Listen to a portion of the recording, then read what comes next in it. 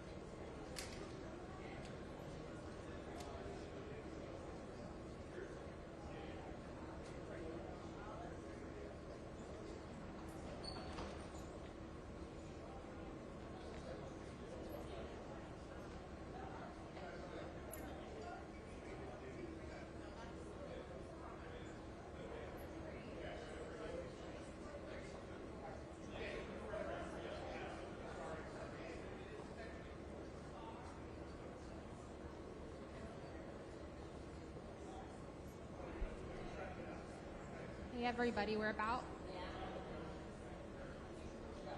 Testing. Guys, we're about 5 minutes out from the Secretary being here. I'll have a mic for questions. If you feel like you need one, I'll be standing right here for it. Thank you.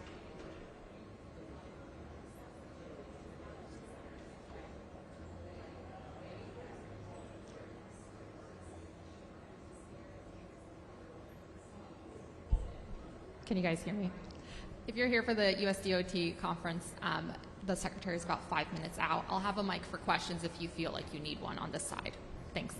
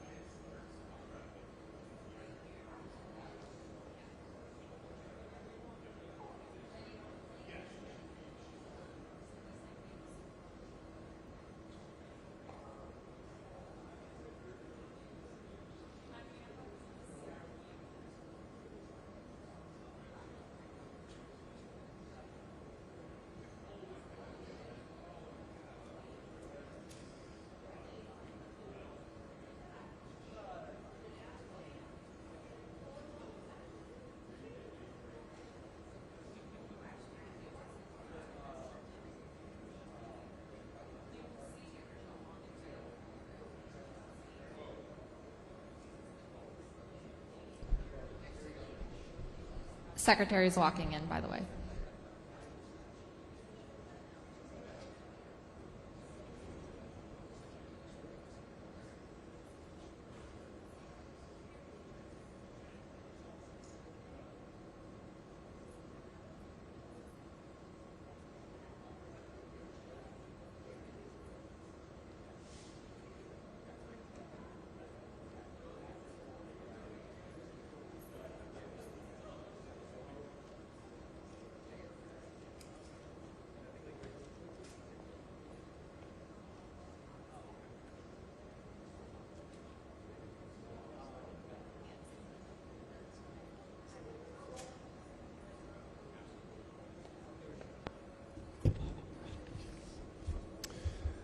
Good afternoon, everyone. Sean Duffy here. I'm with Nick Daniels. He is the president of NATCA, the union that represents our air traffic controllers.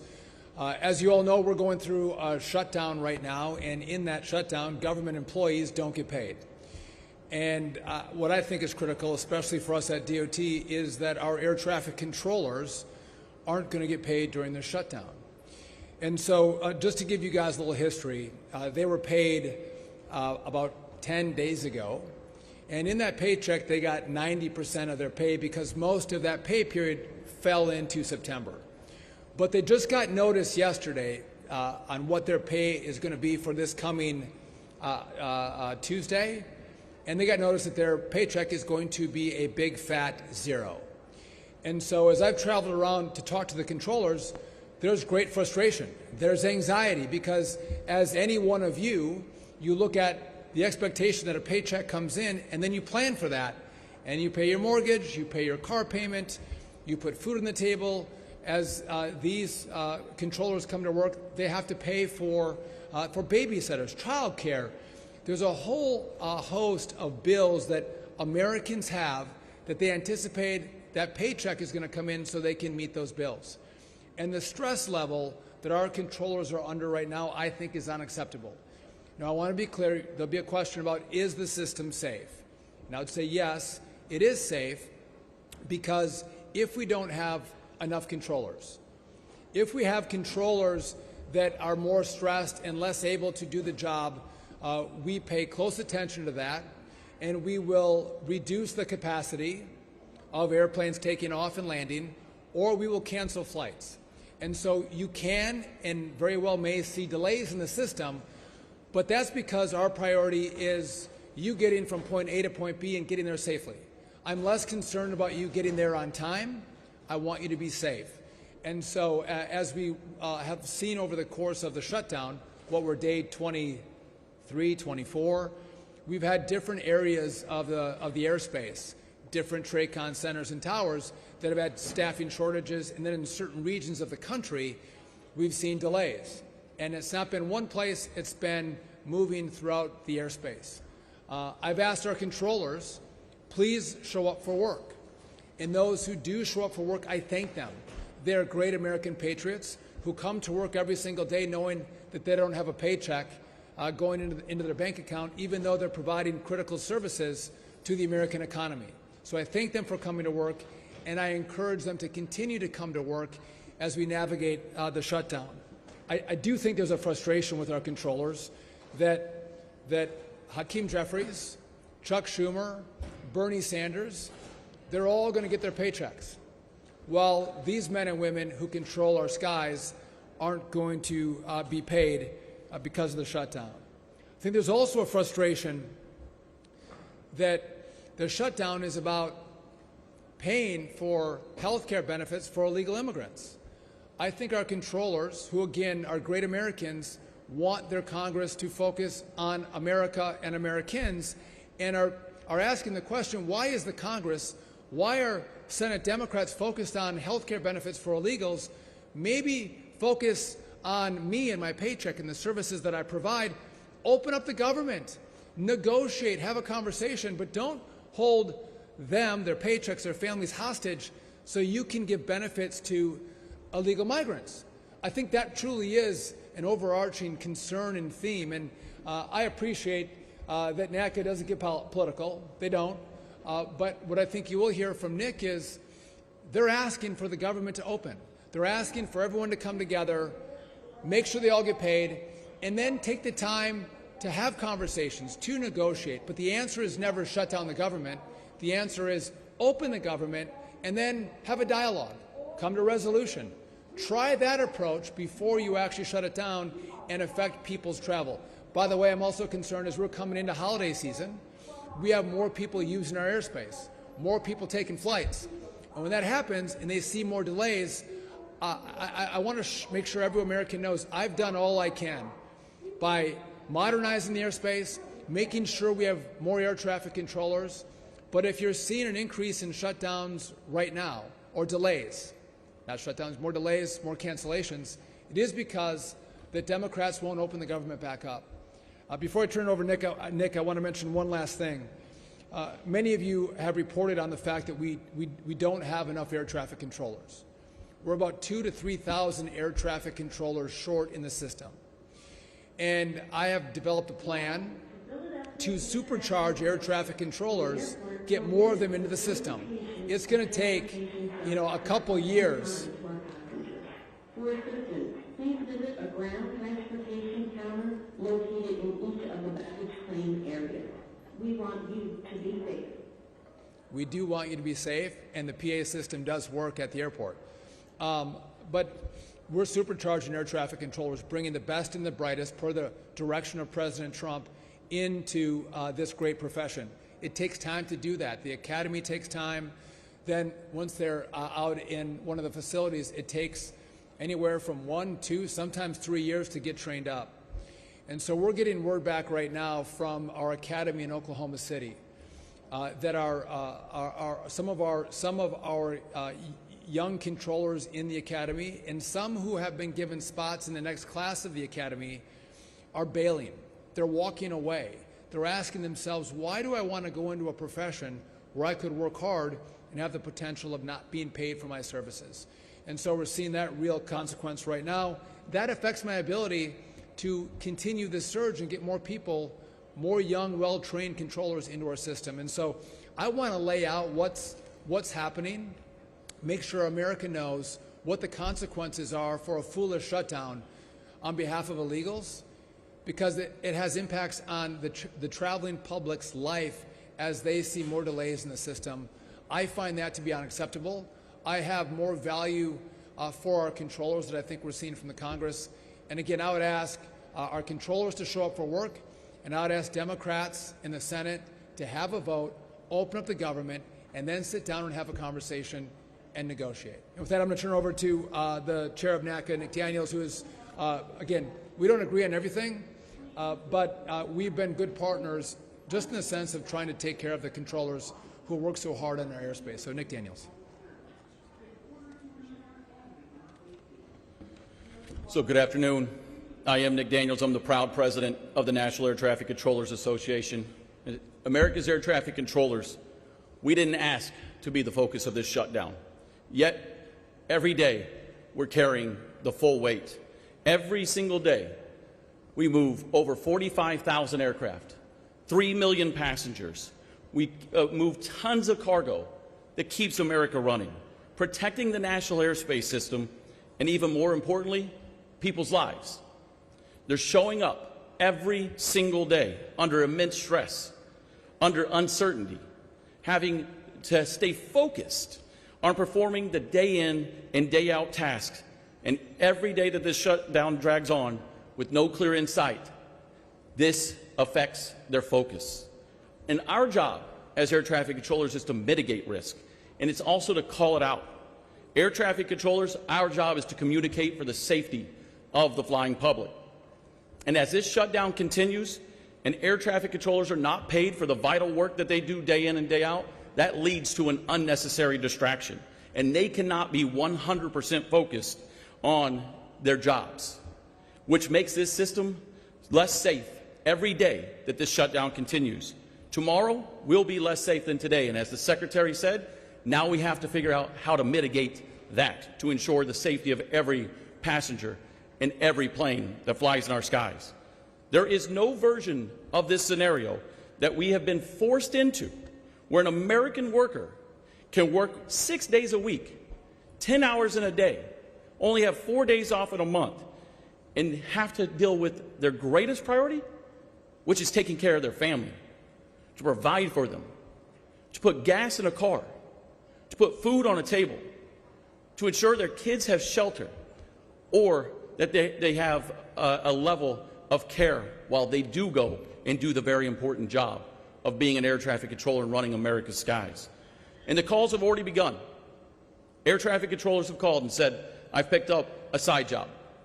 I go to my primary job on a day, an evening, or a midnight shift.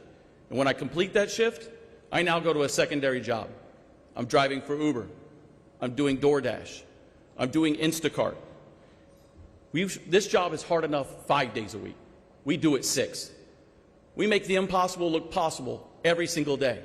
But now, with this shutdown, we're making the impossible impossible for people to continue to live without money. So some of our lowest paid air traffic controllers in this system, whether they're new or they live paycheck to paycheck just like every other American worker. They will instead be focusing instead of focusing on the safety of the American flying public, they're now focusing on what they can't afford to pay. So as each day passes with this shutdown, more of this nation's air traffic controllers will feel more stress. They'll feel more pressure. And it's the opposite of what they should be focused on. We should be focused on how do we move forward, the cusp of taking care of one another. So air traffic controllers, we didn't start a shutdown. We don't end a shutdown. Our elected officials do. And our message is simple. End the shutdown today.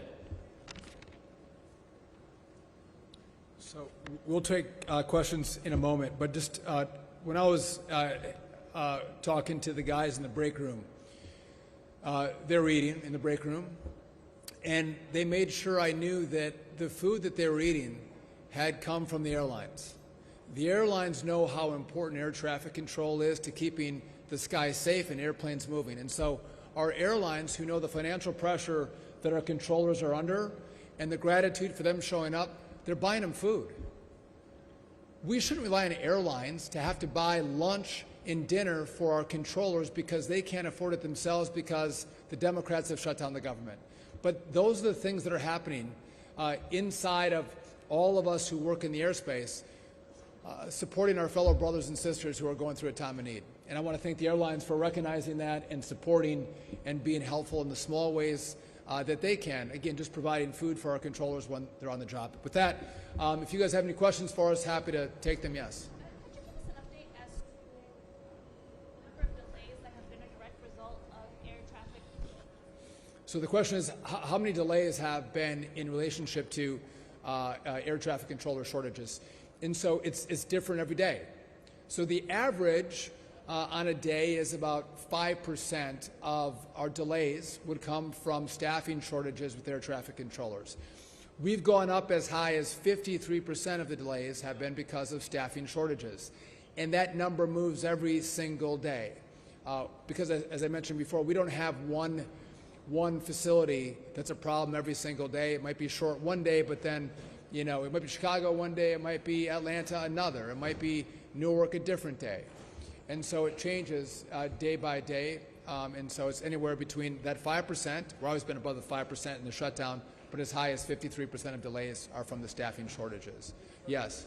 Do you have a sense, Secretary, of how many of these traffic controllers are calling out because of protests or because they have to do things like drive DoorDash or do other things to supplement their income?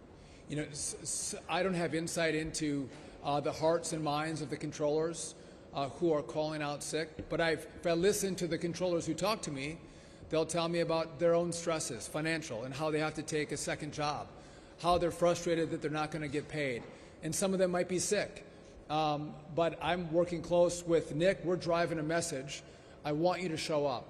I don't want to see Democrat shutdowns drive pain to the American people. I've asked them, please come to work, and I'm grateful for you to come to work. But maybe that'll be a post-mortem we can do on what happened there and why controllers made the choices that they did. Mr. Secretary, asked a question about your engagement with Pennsylvania over SEPTA. There was great concern in a letter released yesterday by your agency. Tell us the concern about not only the management of the operations of the system, but the finances that you raised as well. Yeah, so this is a Philly issue. I am concerned about SEPTA. When you have a system that's $200 million in the hole, we see delays, but do we see fires? I mean, that's a huge problem, right? On trains and on buses.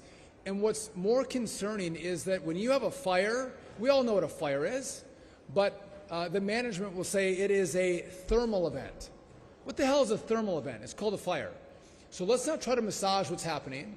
I've had good interactions with the governor. I've asked the governor to step up and lead, to fix the system, to provide the leadership and the money and the resources and the management to make sure that this system is fully operational and safe for the traveling public. You can't get on a train or a bus and have a fire. That is a flashing light and a siren that significant changes need to be made. Mr. Secretary,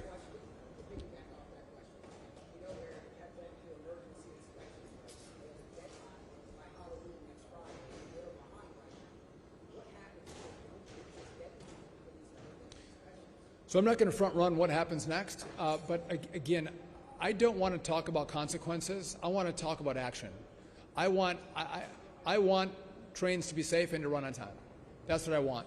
And if those emergency inspections don't pass, we'll talk about what comes next. Can you expand on deploying teams to Philadelphia to manage something? What is the game plan there? So we don't manage your rail. We support. We provide assistance.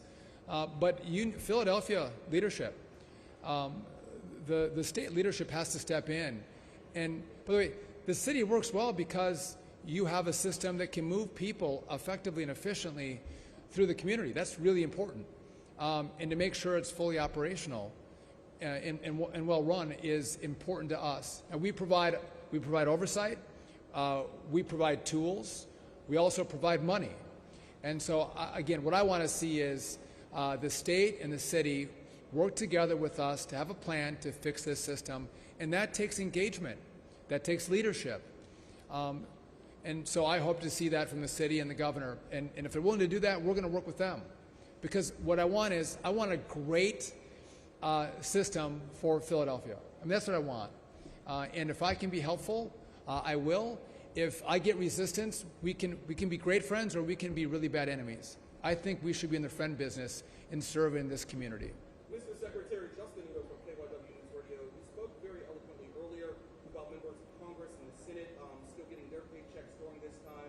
Are you still getting yours during this time? And if so, do you plan on stopping to stand in solidarity with workers like the workers that aren't being paid now?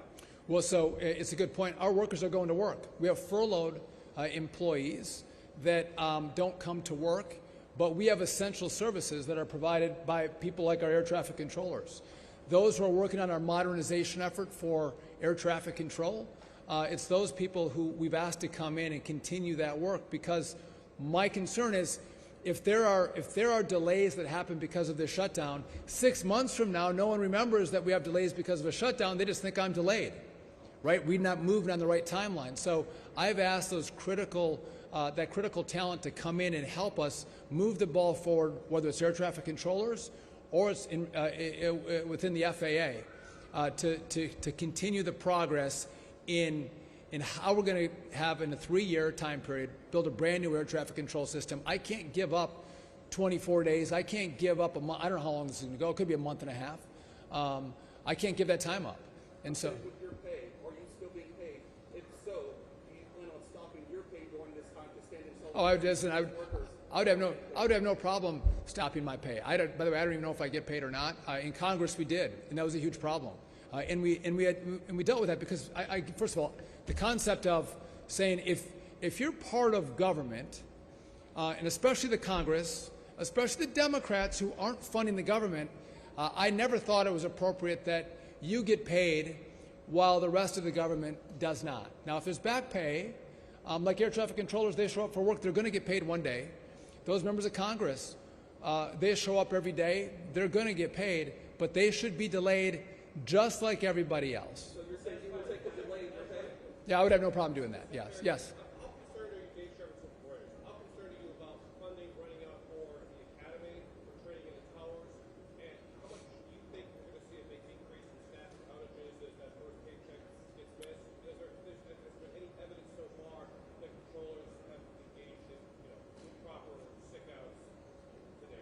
So just back to the academy, we're working on the numbers right now. So we pay our students in the academy. They get paid to go to the 4-month school. They're not paid a lot, but they're paid so they can buy food and get to the academy. We help them with their housing. We're about a week to 2 weeks away from running out of money to pay those students, which will be cataclysmic for them. Our instructors already are not paid, and they're still showing up to teach.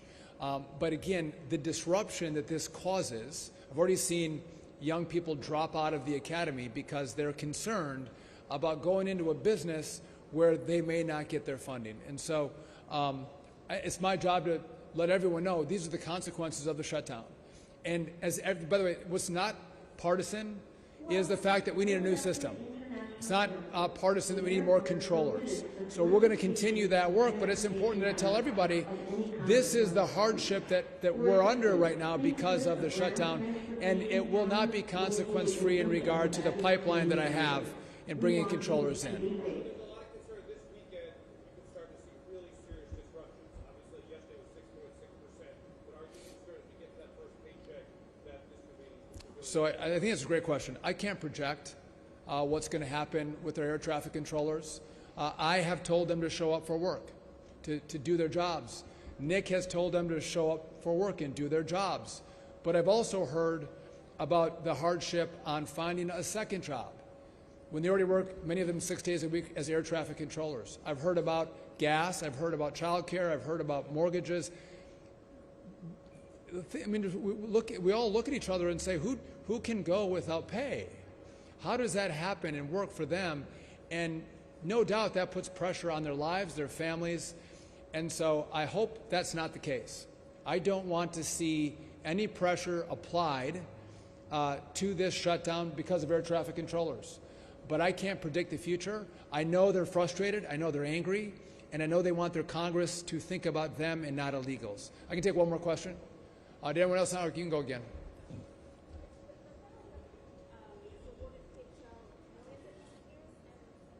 Have awarded what?